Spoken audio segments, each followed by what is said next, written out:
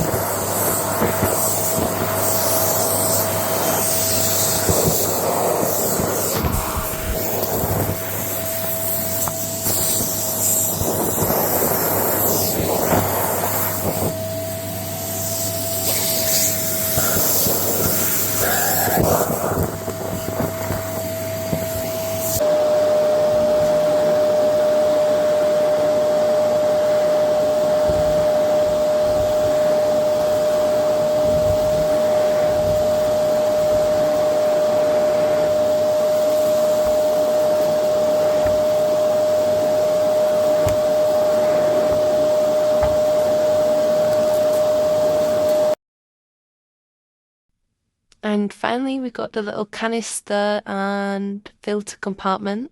So it is very messy. The fluff gets stuck at the top. So just releasing the bottom flap doesn't release all the rubbish. So you do have to unscrew the top and it does get all over your hands and it does get really messy. And in a moment, you'll see a filter. It's like a two-part filter, a sponge, and like a little cotton one, the white one at the top. As you see, the dust does get through. The sponge does get really messy. But it didn't affect the suction at all throughout the duration of the videos. It is a tube vacuum cleaner.